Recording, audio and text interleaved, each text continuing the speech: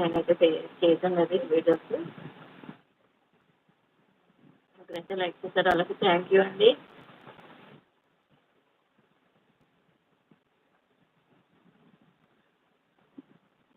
అవునండి వరాహ అత అంటుంటున్నాడు, యూట్యూబ్లో చూస్తున్నాను, చెప్తున్నారు.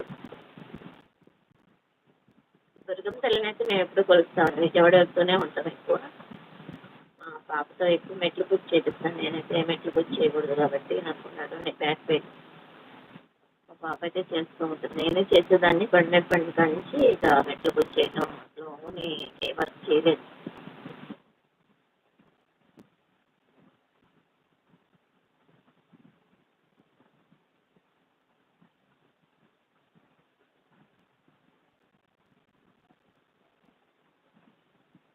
అర్థం కాలేదండి.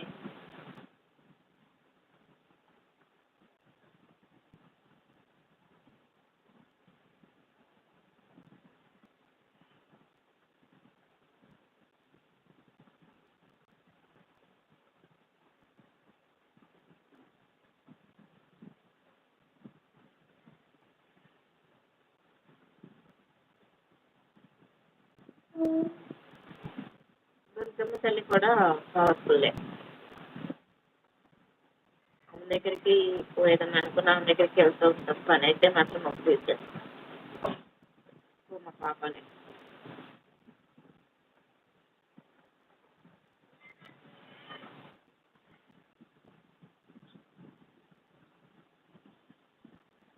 ఓకే, సపోర్ట్ చేస్తున్నారు కాబట్టి ఇలాగనే ఉన్నామండి, లేదంటే ఇవన్నీ బాధలేదు. కొంతవరకు సపోర్ట్ ఉంది కాబట్టి ఇట్లా.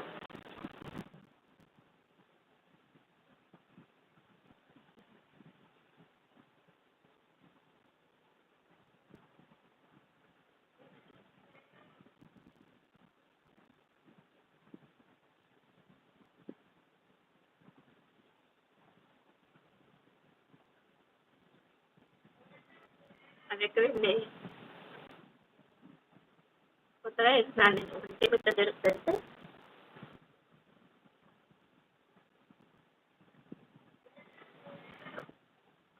ఏదో తిరుపతి దగ్గర.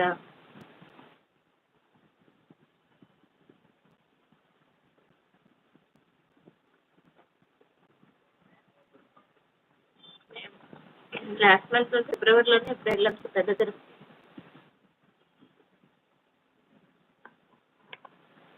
లేకపోతే ఇయర్స్ తర్వాత పెద్ద తిరుపతి వెళ్ళాము పాపని.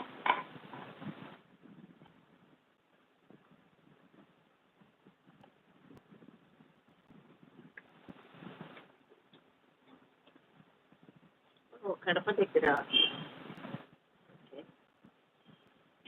కడప దగ్గర కూడా ఒంటి మిట్ట అమ్మవారు ఉన్నారా? చాలా మొక్కులు మొక్కున్నాడైతే.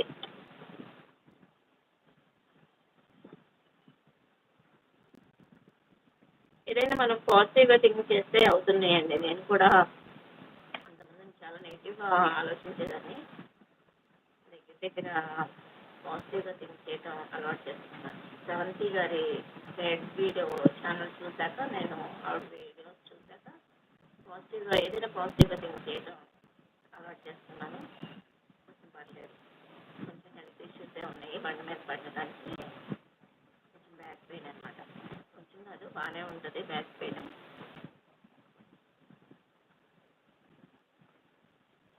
అది మనం మీకు ఎవరు చేసేది ఏం లేదు, మన ఆరోగ్యం జాగ్రత్తగా పెట్టుకోవాలి.